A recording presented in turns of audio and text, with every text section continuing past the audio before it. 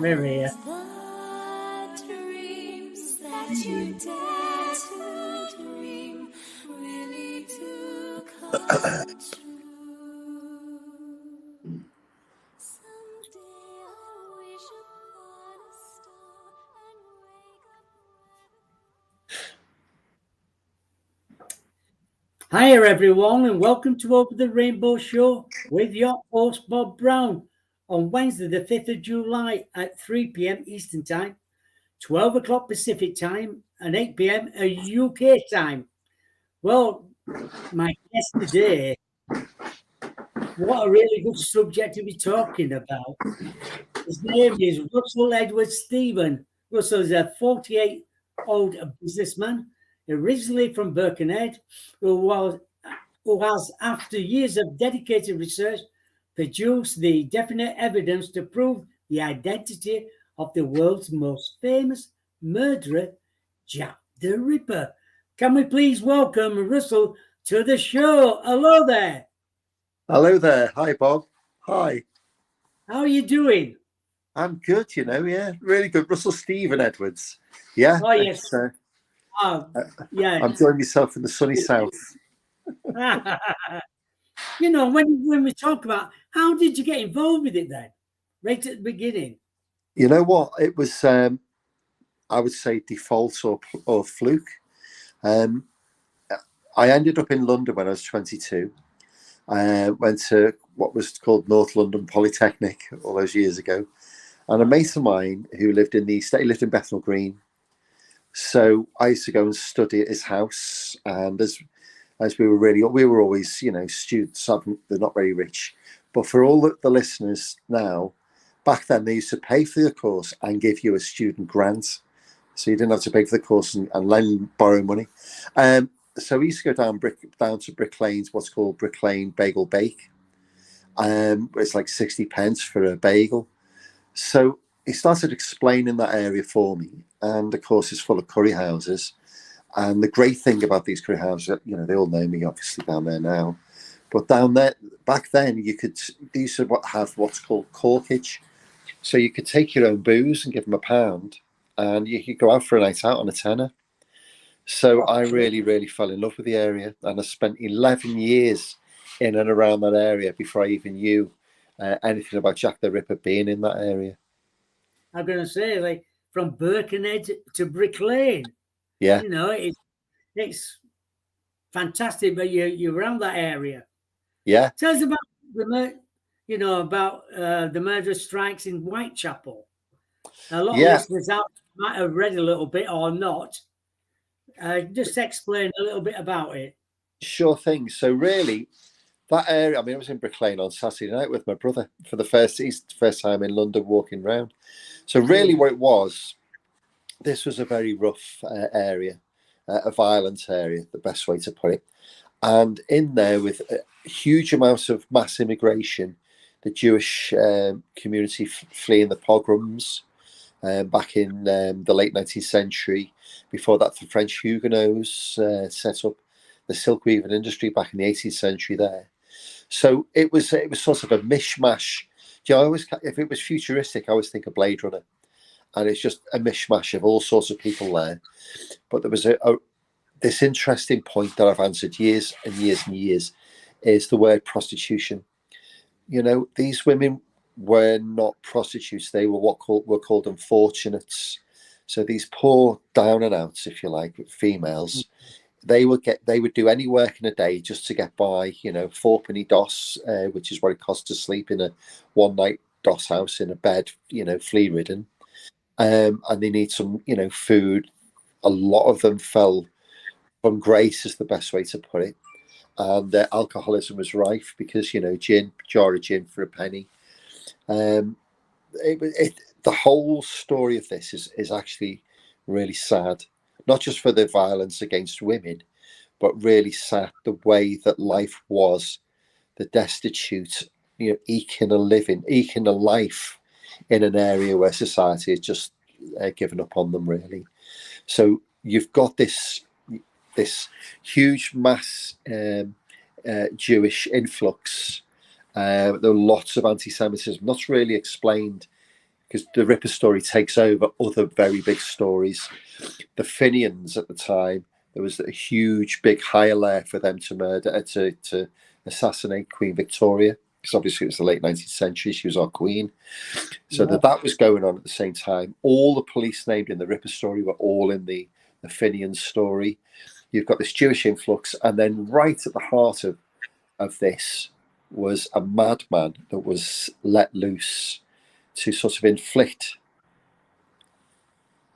It wasn't, I wouldn't say torture, because a saving grace for the victims were they were dead before he inflicted his atrocities on them. So you've got this coming into the summer. You know, we're only a month away from the first real, what I would say, that was his first attempt, Martha Tabram, on the 7th of August. Then it's a 10-week period where the fear, if you can imagine 1,600 prostitutes, unfortunates walking the streets with no homes to go to, having to sell the bodies and taking that a bit like a life lottery, that the man that they sell their body to isn't the Ripper. You know, so that's the. Yeah. Susan just asked, what made you decide to write about this, and what inspired you? Well, I didn't start to think about writing at the very beginning. What it was after 11, I had a very successful software company, and lots of our European and foreign customers used to fly over. And when we'd done business, I said, what are you doing this evening? They say, well, we're doing nothing. I said, right, I'll take you out. And I used to take them for a curry down Brick Lane, and then I'd take them into London, because I really do love the, how can I put this? It's a bit more than cosmopolitan. It's interesting, the influx of all immigrants. There's now Bangladeshi community now. There's something magnetic about the area that's very hard to escape.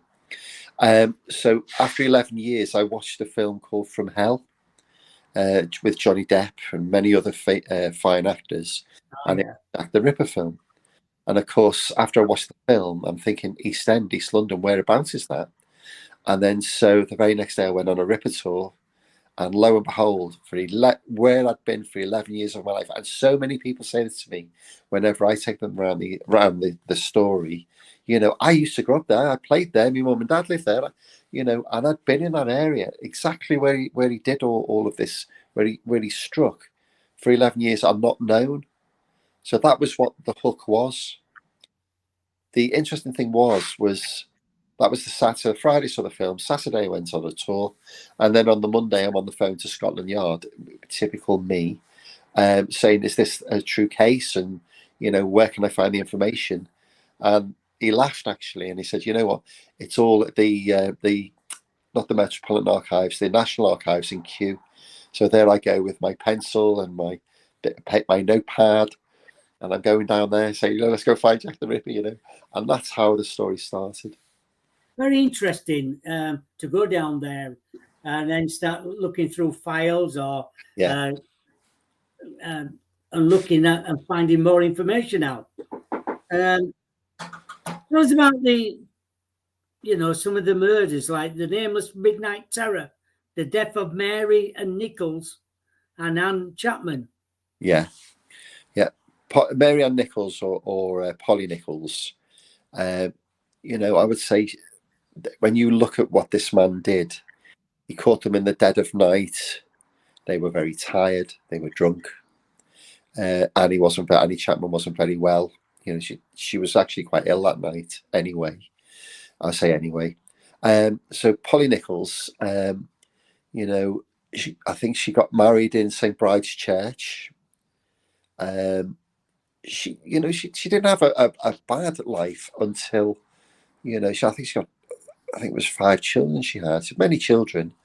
But again, falling on alcoholism, falling on bad times, she ended up in the East End selling her body, you know, if she couldn't get any other work, like most of the women did in that area. And on the night that she was murdered, the 31st of August, 1888, she'd been drinking in the Frying Pan pub, which is at the end of Thrall Street, where she lived, just round the corner. And she'd had a doss money 3 times that day. But because she didn't have 4 pennies, she was kicked out of a doss house. And the last words Polly said was, "Don't worry, I'll soon have my doss money, see what a jolly bonnet I've got." And she had like a brand new black straw bonnet that nobody knew where that came from. Now, I'm in the middle of a very big project right now where I explain where that bonnet comes from. Then she was seen by a friend, Emily Holland, not much later, down what's called Osborne Street, which is like, it's like a little tiny road at the end of Brick Lane that takes you to Whitechapel High Street. Then 3:45, she was discovered up what's called Bucks Road, now Durwood Street, by a guy called Charles Cross. Now, here's one of the interesting things. That Charles Cross's real name was Charles Lechmere. I do know lots of witnesses had their names changed. So the guy that found Annie Chapman, that's not his name. But it's interesting because this guy, Charles Cross, found Polly Nichols, and another guy called Robert Paul was there quickly after he arrived, that they've done a documentary saying that he was the Ripper. And you're like, well, okay, well, if he was the Ripper, how come he never got arrested? How come he wasn't prosecuted? How come the murder stopped after 10 weeks? So it's this intrigue and what's the word I'm looking for? The suspicion of people. They jump on bandwagons that are really taking them down the wrong path. So it certainly wasn't Charles Cross, he wasn't the Ripper. But then Polly, when they took her to the mortuary, because PC Neal was the police officer first on duty there, and they discovered that she had a throat cut and part of her intestines were protruding. Now, only 3 weeks before, like I told you, Martha Tabram, she was stabbed 39 times. So then 3 weeks after, you got Polly. And oddly enough, Martha Tabram was with a woman that night called Pearlie Poll. So interesting, we got Polly Nichols. Already, there's attacks on women in this very small locality. So where Martha was murdered to where Polly lived is less than a 2-minute walk, which the vicinity of the murders are so close. That's why the tours are so popular. So then we get on to Annie Chapman, which is with 29 Hanbury Street. Now, Dark Annie she was known as, because some say she had dark hair, some said she had violent tendencies when she was drunk. We knew that she got into a fight over a bar of soap with a friend of hers a few days before. So she had a shiner, she had a black eye, you know. And he was seen as all, you know, that lots of bones of contention of who was she seen with, were the witnesses genuine, you know, were they authentic? And that was one of the things that brought me on to the next murder. And so Annie Chapman was discovered in the backyard of Hanbury Street, which is used very frequently by the unfortunate women to sort of service the customers in a dark, lonely place. So they could, you know, just go about, not get caught, and they just go about the routine. On this occasion, so Annie Chapman. So, you know, I said to my brother today, I said I'm sort of battle hardened by this, but as I say, you know, Annie just didn't have a throat cut. He cut a huge flap of skin from a rib cage down to a private's, and laid it on her side, and then he threw her intestines over his shoulder, and then he cut out a uterus and took it with him. Now, the interesting thing is like the MO of this man. So the legs are spread apart, arms down with palms up, with the head facing the left, and already you're going from 39 stab wounds, throat cut slightly disemboweled, to full disembowelment, throat cut. That, oh, by the way, with Annie, it did try right down to the spinal cord columns. We did try and try and have a go at cutting her head off, and then he just evaporated, if you like, just vanished into thin air. Now, when I did the research on this, so I really did do the research, and I have walked these streets for many, many years. In fact, somewhere I've got the boots. I've kept the boots. So somewhere, museum somewhere, these are the boots that walked in the steps of the Ripper. Yeah. You look at what he did to Annie, and I know that when she was discovered about 5:45 on the Saturday morning of the 8th of September, a week after Polly, just a 1 week, that it's more or less going daylight, and lots of people will be going to work, and yet nobody saw the blood, nobody saw him. He disappeared. There's this lovely old lady called Mrs. Fiddymont that said in Brushfield Street, which is just opposite the Ten Bells, saying, well, I saw a guy come in and he had knives and he had blood on him. But it turned out to be just a red herring. It certainly wasn't him. And when you think about it logically, if you're a murderer, what's the last thing you're going to do? Go in a public place to be seen. Yeah. So that's Polly and Annie. Yeah.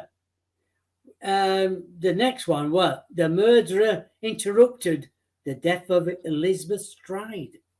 Elizabeth, yeah, Long Liz, she was called. So she was Swedish.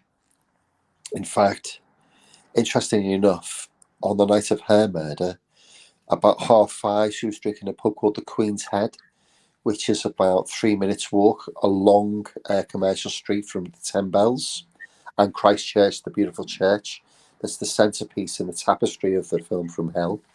And she'd been given some money for cleaning the Doss House by the manager there. And then she was seen in Berner Street, which is, to be fair, quite out of the way. It is quite out of the way from where it is. It's a good 10 to 15-minute walk. And there's no real reason for it to be there because there's not much over that way. And then, this is an interesting one. It always gets everybody. But why she was discovered with a throat cut and not disemboweled. So about 1:45 in the morning so it's the night of the 29th of September, which is significant for me, the shawl and why I got involved in the story the way I did. Oh, yeah. Because I identified the dates why he murdered on those dates, you see, and nobody else got that right but me. So she was seen being thrown to the ground outside a stable yard called Duffield Yard, next door to the Jewish Men's, like a Jewish club, if you like. Anyway, an eyewitness, I go there very regularly to this point, because for me that's the most significant for the story, not the murders, the story. An eyewitness, it's only 12 foot away, got a really good look at him. His name is Israel Schwartz, and he saw that attack happening. Now, there was another man standing there smoking a pipe, and as this man he describes as 5'5" to 5'7", stocky, foreign complexion, short hair, dark moustache, he very well did get a look. Now, when I was, oddly enough, Scotland Yard helped me with a lot with this.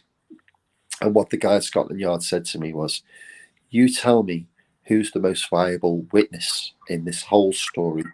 Because it's the story itself, when you start reading this, the story with the names is exponential. And it's very hard to get a grip of all the people. But there was only ever one witness that saw a man attacking a victim before she was murdered. And it was Israel Schwartz. Yeah, there's only one.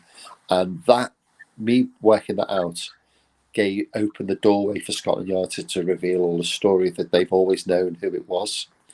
So Elizabeth Stride at 1:00, she was discovered by a guy called Louis Deemschutz, who was coming to stable his horse after selling jewellery at Crystal Palace. A long way to go. And he discovered Elizabeth Stride, again with the legs out, palms open, but just a throat cut. And that's because the murderer, he did not get his time to perform his ritualistic disemboweling because he was interrupted by Louis Deemschutz. Now, I've always asked this question, especially with the millions of people that I've encountered on these tours that I've done. And I said, what's stopping him in his bloodlust? Really, he's there in that mode, the headspace. Yeah. Why didn't he just Kosh, Louis Deemschutz, why didn't he stab him? So he'd be, he didn't, he hid. So he was interrupted. Lots of people say, why did he do it? Because he was disturbed. We knew he was disturbed, as in mentally disturbed, not disturbed during the act. But he was interrupted, if you like, before he could actually do what he wanted to do. So Elizabeth Stride only had a throat cut. So it must be, it must have been difficult for the ladies at that time to go out thinking, could I be the next victim? Very, very good point, Bob. But the thing is, but you're saying they needed money as well, didn't they? This is the thing. They didn't go out. They didn't live anywhere. They were on the streets, living on the streets. And they only got a DOS, a bed for the night, if they had the money. So they've got no homes. The next morning when they wake up, they don't live there. They've got to take all the belongings and get out. So it was like they were, how can I put this? They were left to the elements and to the hands of this madman. Terrible. Yeah, absolutely. It's been awful in them days. Let's move on.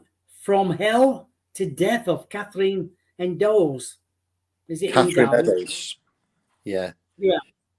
Catherine Eddowes, because she's the one where the show was discovered at the murder scene. The strongest connection I have. I know I saw a great-great-granddaughter a few weeks ago, and we're lifelong friends. I did say to Karen, her name is, I said, I don't think you understand how much you mean to me, because it was her that gave me her DNA sample that actually got us onto the proving who it was originally. I've known Karen for years now. She love her to bits. She's a wonderful lady. Anyway, Catherine Eddowes. So we've got the body of Elizabeth Stride being discovered at 1 o'clock. Yeah. About 10 minutes walk. Actually, the time is 10 minutes, 34 seconds. Over into the city, just crossing into the city boundary.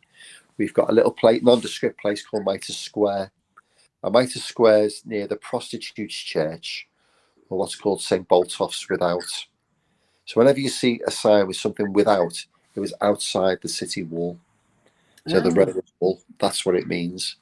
Anyway, Catherine Eddowes earlier on had only been in Aldgate High Street, same street where the church is, and she got arrested for being drunk as disorderly. It's about 8-ish, 8. And then she was taken to Bishopsgate Police Station, which is still there, opposite Liverpool Street Station. And about at 1 o'clock, as Louis Deemschutz discovered Elizabeth Stride, Catherine Eddowes was being released from Bishopsgate Police Station because she'd sobered up and they needed the cell. So the last acknowledged words from Catherine was, "Good night, old cock," and off she walked. So she would have gone down Bishopsgate, obviously, if you want the geography, towards the Prostitutes Church, because the day before she had to pawn her boots. So her and a partner would get a night's DOS. So she needed some money if she wanted a roof over her head, The horrendous thing is she walked straight into the hands of Jack the Ripper after he'd been interrupted, not being able to assuage his bloodlust, if you like, to satisfy himself with Elizabeth Stride. So she was seen by 3 Jewish men, Harry Hyams, Isaac Levy, I think, and Joseph Lavender, who had just come from the Imperial Club. And they were walking down like this little passage, and they saw a woman with her back to the wall with this man leaning over, his hand on the chest. And the man sort of ducked down when he saw them. Joseph Lavender in the inquest said I would not recognise that man again, but he described something where he thought was a sailor. So everyone thinks it was a sailor. That's not true. Anyway, that was at 1:35. At 1:30, E.C. Watkins, his patrol was Mitre Square, and he did that patrol that night left-handed or left-footed. And basically, you go backwards, so to confuse thieves and criminals who want to rob a house. Because once the police officer goes past, you got 15 minutes, but he confused them by going the other way. So anyway, So 1:30, PC Watkins sees nothing in Mitre Square, a very dark and lonely, cobbled little nondescript place, if you like. At 1:35, she was seen by Joseph Lavender. And then at 1:45, PC Watkins comes back into Mitre Square, and there lies the body of Catherine Eddowes. I would say, at this point, I don't describe it. I normally show the picture because the picture's horrendous. But I'll just tell you what he did. You can see the violence and the hatred against Catherine, because he didn't do it to Elizabeth Stride. So Catherine's eyelids were cut, her earlobe was cut off, blanched her lips, cut her nose off, cut two inverted V's on her cheeks, cut her throat. Not only did he disembowel her, he placed a breast between her feet. He took a kidney and a uterus. And it really in poor light, and he had to strangle her as well. And he only had a window of 8 minutes. I've taken Ministry of Justice representatives, I've taken mortuary experts, doctors, you name it. I've taken them on these tours, and I've always asked, how long, if you knew what you were doing, how long would it take? And more or less, most of them say between 4 and 5 minutes. So without doubt, he knew what he was doing. Without doubt. It sounds like it as well. Yeah. So what's coming out? Do you think he has medical background then? He had medical knowledge, yeah. Our guy did. So yes, he must have. There's no two ways about it. So that's where you get a few of the coroners conflicting stories, because they didn't want to shed light against any doctors, because that would have waged a war up at the London Hospital. It was only up the road, but yeah, he would have had anatomical knowledge. He must have done, to get the kidney and not damage any other of the body parts, to actually know where the uterus is. Cut things out like that. Yeah. Again, her intestines were thrown over her shoulder.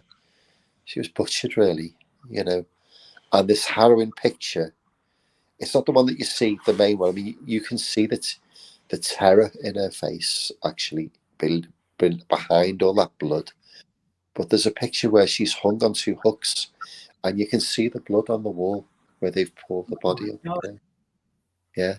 And again, for the funeral, hardly anybody attending Elizabeth Stride's funeral, but there were thousands lining the streets for Catherine Eddowes, And I was very fortunate to be asked to unveil a plaque on the wall up in Wolverhampton, where she was born, to commemorate her life. I was very honoured to do that. Oh, how nice was that? Yeah, that was really big day for me. That was many years ago. It was as well. Murder Most Ghastly, the death of Mary Jane Kelly. Yeah. So we go 31st of August, 8th of September, week later, 29th of September, 3 weeks later, and then so it's 135. So 5 weeks later, he strikes again. Difference between Mary Jane Kelly and the other 4 was the other 4 were in the 40s. Mary Jane was 25. So this poor lady was from Limerick in Ireland, and the difference was she had her own room, which was in Miller's Court, just off Dorset Street, very violent street. Now, the night of the 8th of November 1888, when she was seen out, she was seen in the 10 Bells. She was seen in a pub called the Britannia in the Ringers, which was on Dorset Street. She was seen dead drunk, with a guy with a carroty moustache and a blotchy complexion going into her room in Dorset Street. And then she had one of the, I think her name was Elizabeth Prater, a witness. She heard a faint cry of murder in the dead of night. And then in the morning, the Lord Mayor's show, it was Lord Mayor's show the next day, the 9th. And Thomas Bowyer was sent by his boss, who was an ex-military man, John McCarthy, who was Mary Kelly's landlord. I sent Thomas around to say, go and get some money out of Mary Kelly, because she owed a lot of money in back rent. and the door was locked from the inside.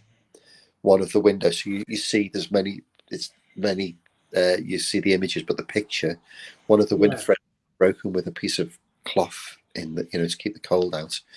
Believe it or not, glass was, we take glass for granted nowadays, windows for granted, but back then, this was like quite an expensive commodity to change. Anyway, he put his hand through the glass and pulled the curtain back, and saw the most atrocious sight that I still, to this day, have not seen anything worse. And whenever I show this picture to anybody, I certainly want to put it up on my page. And whenever I show this picture to anybody, I ask the permission, say, "Would you be okay?" And when you see that picture of what he did to Mary, he had a good couple of hours to do it. One of the police officers remarked it was as hot as hell in that room. You put it this way, he cut her entire face off. There's not much left of the body, to be honest. Oh, He scattered.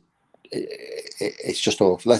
I'd rather just say at this point, for taste and for your show and your listeners, she really was in pieces, and they didn't find a heart when they put the pieces back together. And then that's it. He vanished and left this legend and this mystery of Jack the Ripper. yeah, it's strange how he just vanished. There's Yeah. lots of theories on that. Did he leave England to go to America and then come back again? Yeah. So No, too he many didn't. theories, isn't there? Yeah. Do you know, the thing is, this is built up out of all proportion, that the actual real story is really plain. It's not that exciting in reality. And I suppose that's one of the things, because people love a mystery, and they love a murder mystery. This is the biggest in our history. Of course it is, yeah. And I was privileged to be the one to name the guy who, what, I didn't name him. I confirmed who Scotland Yard said it was. That's what I did, because it was Scotland Yard who told me who it was.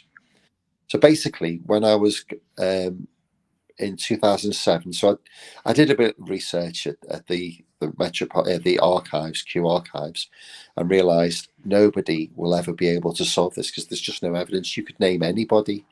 I got told the other day about a time traveller coming back, murdering them, and going forward in time and creating this mystery.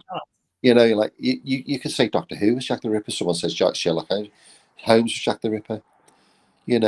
But really, the truth of it was that it was a deranged Polish madman who lived in the area at the time, and that's all it was. And they did catch him. So what happened was, just after that, when Mary Kelly was discovered, he tried to kill his own sister, the man that we'll go on to. He tried to kill his own sister with a knife, and his brothers who were looking after him, because he suffered with schizophrenia, and the mother had nothing to do. It was more the brother, the younger brother. There's three brothers. The middle brother looked after him, and he was the youngest. And they'd had enough, so that he gave them to the police. They gave him to the police. Yeah. Then they took him out of London, out of the public gaze, secretly, with great difficulty, are the words. And the words come from the head of CID, the actual head of the whole case.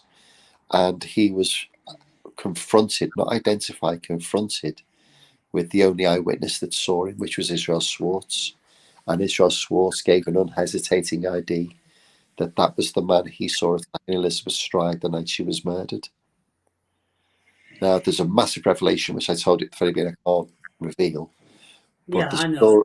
The story is that Israel Schwartz wouldn't testify because it was against a fellow Jew. There's a piece of Jewish law that says, if you know a crime's being committed and you don't act, then you're as guilty as the perpetrator. I don't think that would stop Israel Schwartz. I think it was the fact they didn't want to give up a Jewish colleague, a Jewish fellow, to Gentile justice.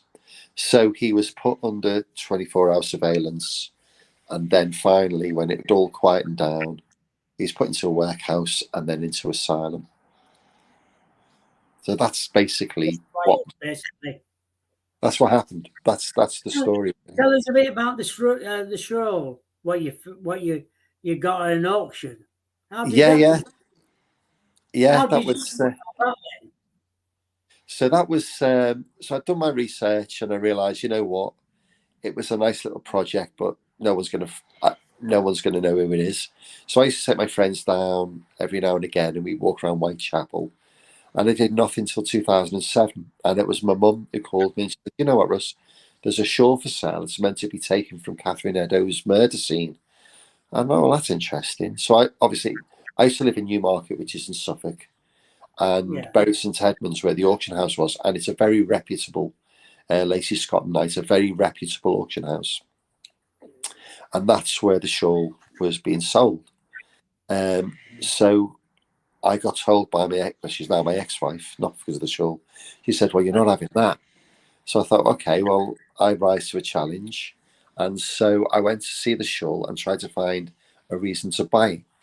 So the shawl it's big. It's about 9 foot by 2.5 foot. It's huge. But you That could is scrunch true, it, isn't it? but you could scrunch it and put it in your pocket because it's pure silk. So that's the first thing you need to know. There's very clearly blood on it. You can't get past the fact there's blood on it.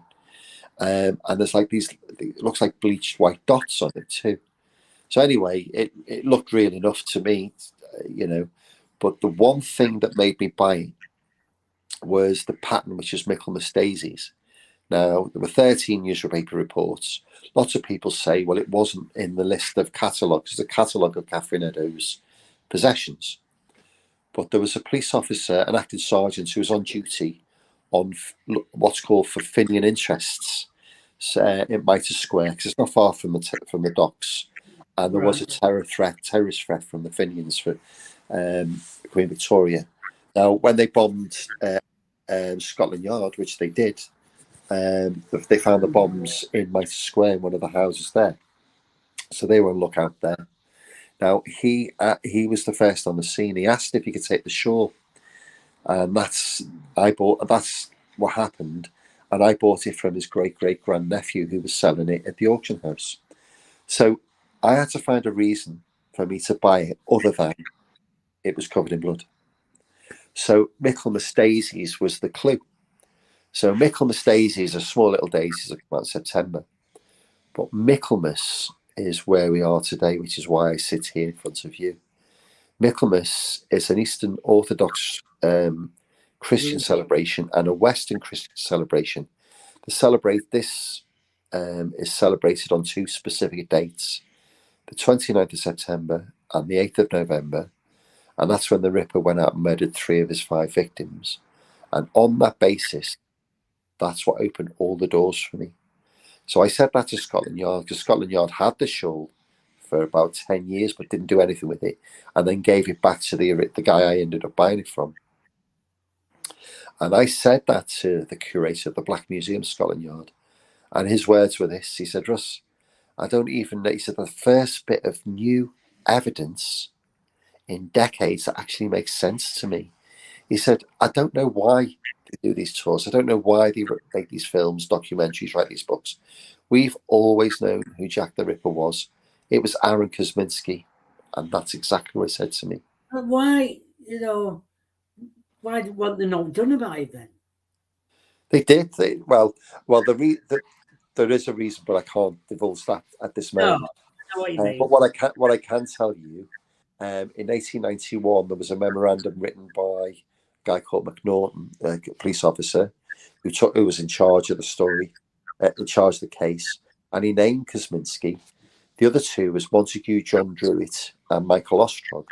The interesting thing was that Kosminski was only named by his surname, not his first name. I've obviously unearthed that now, which comes out at a later time. But really, when the head of the investigation retired, Robert Anderson wrote a book called "The Lighter Side of My Official Life," and in those memoirs, he actually describes the Ripper story. he knew that he divulges that he was caught. He divulges he was Jewish. The name Jack the Ripper comes from a letter called the Dear Boss letter that was written by an enterprising journalist, not the murderer. And the unhesitating idea is there. Now, there was another guy called Sir Melville Macnaghten. Also, every piece of paper on the Ripper case went through his hands. In his copy of Robert Anderson's Lighter Side of My Official Life, he wrote what's called the Marginalia. It's like this Marginalia, these grandiose names. So basically, annotations in his book, he names Kosminski as the suspect. So that's how we get Kosminski. And that was over, where are we now, 2023? That was 120 odd years ago. So, I actually put my page, it was on the front page of a newspaper, I think it was the Times or something, all the way back, where they say what I've just told you. And I'm like, still these people bring out these ridiculous stories. And I think that, in a way, fanaticists, and in a way, I would say, at one part of my life, I was really engulfed by this story. I'm not anymore. But it was as simple as that, and people still don't believe. So what I learned when we brought my book out, that even if Jack the Ripper stood covered in blood, with the bloodied knife, with the kidney, with the uterus, and say, listen, go and hide this for me, there's people today that still wouldn't believe that person was him. I know, that's so true, because there's still documentaries coming out. Yeah. I saw one the other day on American TV about a guy who'd been to England, gone back to America, and they were saying it was him, and it was his grandson who was fighting for his case to say it was my family member who was Jack the Ripper. And I thought, was that H.H. Holmes by any chance? Yeah. Right. H.H. So I got asked to take part in that documentary, and I'm like, pardon me, what a crock of you know what? Because you know what, H.H. Holmes, you could say Mary Poppins was Jack the Ripper, and people go, really? It certainly wasn't H.H. Holmes. I was watching it, I thought, what a load of rubbish. Yeah. That was brought out the History Channel, and when he said, would you like to take part in the documentary, I was like, no. It was funny because I got asked to do something with Captain Kirk. What's his name? William Shatner. And he did something, and then he ended up, he said, look, can we just use some of your photos? As long as you pay me, it's fine. But, for what I know, and I would say the drubbing I've had over the years by just people that just refuse to accept the truth. I've got a really very strong ally and very close friend, as much as is close like a brother to me, and that's Dr. Yorigo Halainen, an absolute genius of a man, and he really is a voice of reason in all of this. He is a very talented and gifted scientist, and it's his groundbreaking work that got us to where we got to, because the shawl itself is very delicate. Don't bring it out in daylight much, because I don't want it to damage the dye or the thread or the weave. He conducted non-invasive science that you wouldn't even know he was working on the shawl, and he managed to obtain uncontaminated DNA off that shawl from the blood samples. Really? And get DNA from 120 years old, and he did that. When he first saw the shawl, I asked him to, because we did a documentary, because I took part in that because I knew that I was going to meet him as an ancient DNA specialist. He said, you know what, there's a huge part of it that's covered in what's called arterial blood spatter. And he said there's evidence of split body parts, which means human organs were put on that shawl, and it's from human blood. And the white spots that look like bleached out spots was actually semen. Oh, that says a lot, doesn't it? That's how I got here. That's how we did the science. In that science, Yeah. what we can do today, to recognize things. I think one day there will be no unsolved murders. The only one I think is the Black Dahlia. It's just, I've got another big one I want to do after the other one that I'm in the middle of doing. The Black Dahlia is the one that I think that will be a mystery forever, personally. Yes. You know, when you were bidding for that show, were there quite a few people bidding for it then?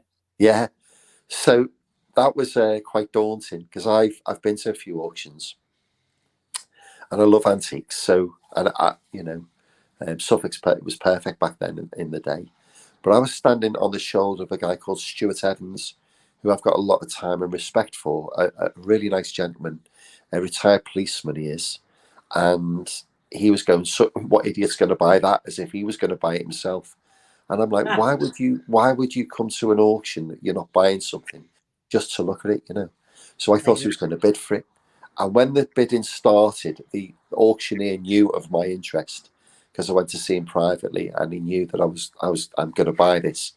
And what it was it was over so quickly. The phones were going, you know, the people on the phones, like this is all bidding on the phone, and it was like you, and it went so quick. And I was waiting for Stuart just to go like this, just one thing, and then I would bid behind him because I was thinking who's going to buy it. So if he couldn't see me, and I'm standing on his shop, I've met him several times, you know. We both share the same agents, our agents, you know. So I certainly haven't got a bad word to say about it, that's for sure. But you know what? He didn't put his hand up. And when he said, right, the shawl didn't get to its reserve, and this hammer went down, he said, unsold. I was like, oh my God, what have I done? What have I done? And I really did. It was as if like a thunderbolt to my heart. Yeah, I knew it was linked to the story because of the dates and the blood and all this. And I'm thinking, why didn't I buy that? You know. So I didn't have a good weekend, and my wife was like, ha ha ha, sold you so. And then on the Monday, I just called the auctioneer. Said, "Do you remember me?" He said, "Yeah." And I said, "Listen, what can I just buy it? You know, I'll pay you whatever. Can I do want it." So, but I wanted a provenance, a letter from the owner with who, you know, the story of it, you know. And wonderfully enough, so the guy David Melville Hayes, his name was, a very, very, very nice man in himself. He wrote me this lovely letter in old, you know, like on a typewriter, the old typewriter letter. And I thought that adds to the authenticity. I went to David's house, and he showed me where the shawl was kept when he had it. And this wonderful story of he's from a family of colorists. So they're in the White House, they're in Queen Victoria, from his great grandfather. There was something about they knew Winston Churchill helped his grandfather escape France. It was this wonderful stories of this, you know. Really? Yeah, and he lives in this little house in on the east coast of England, down south east coast. And I would say when I went round to his house, a very humble man to say the least. It was like he was preparing me, so I had a plate full of biscuits, 2 cups ready with a teaspoon ready for the tea and the coffee. That's lovely. Yeah, I didn't want to go. You know, I was like, and his rooms, all these pictures, was amazing. You know. Anyway, I said, so how did you? What was it? How did you get it, and why did you sell it? And he said, well, you know what? What was actually going to happen? He's got 2 sons, and his sons didn't want it. And every time he got it out, there was an eerie, weird feeling about it. So he just didn't want that anymore. And the money that he got from it, he gave to charity anyway. So it wasn't a con in any way. And then what happened was that it got passed down from the police officer to his niece. So when he took it home, his wife freaked out because it was covered in blood. She cut a big bloody part out. They preserved the rest, locked it away in this waxed. It's like a, you know, like a treasure chest, you know. I've actually got a picture of it. Yeah, he said that's where it was. You can have that. When I croak, you can have it. Is what he said to me. Anyway, it went from Eliza's daughter to her daughter to her daughter, and then that daughter, who's David's mum, just had enough of it and went to burn it in the back garden. And David said, "What are you doing, mum?" He says, "Well, I don't want it." He said, "Well, can I have it?" And that's how he got it. So if he didn't stop his mum burning it, he wouldn't have had it. I wouldn't have bought it, and I wouldn't have solved the case. One of the questions I'm going to ask: What did your wife say then when you bought it? That's interesting. Well, put it this way, we're divorced now. It's not because of that. Well, in a way, it is.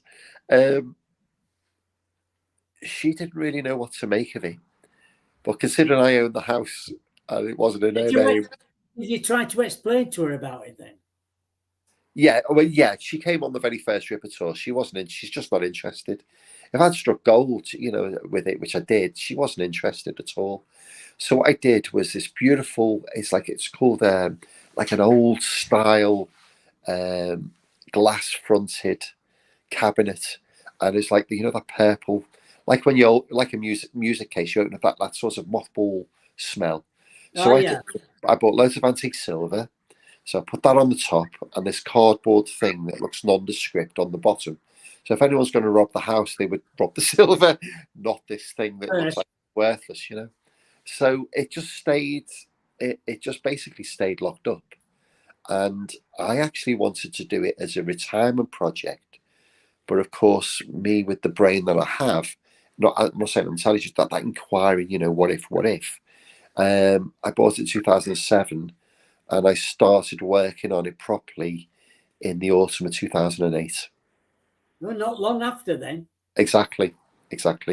Yeah. So she wasn't. She was. Your mind was in right, thinking, I need to find out more now. Well, what it was I had a lot of.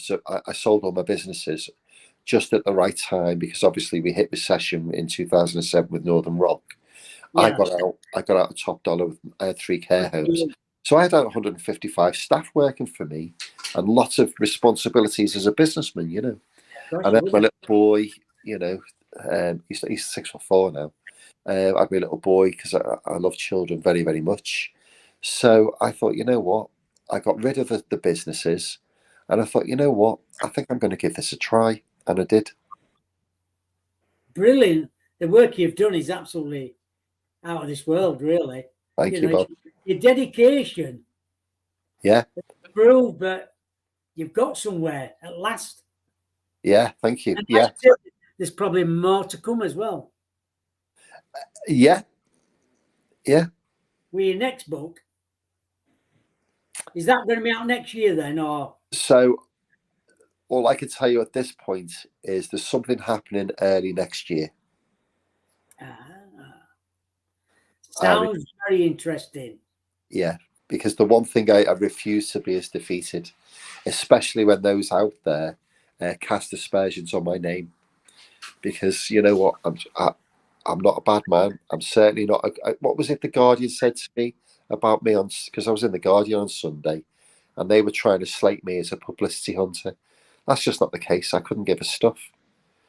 I really enjoy solving unsolvable crimes. And the gift a police officer told me quite recently is that to work, in fact, a very renowned author that interviews serial killers, and I said, to do this type of work, you've got to put your head in that head and ask yourself, how would I do this, and work it that way. And when the other story that I did, which is again getting accused very badly for right now, was I learned what the police use as winthropping, and it's a lovely name, winthropping, this term, and it's literally just put your head in how you would perform these murders. Try to distance yourself. I'm a therapist, so I've developed a technique where you take yourself out of the now and the real, as in look at the atrocities he did. I can't watch films like Saw. I'm quite squiffy on any bloody type film, bloody as in not bloody swear word, but bloody films. I'm not really good with gore at all. But with this, it's working its way back, and you have to divorce yourself from those poor people that are not here because of these individuals that you're trying to get inside the head of, to actually help bring justice for those individuals.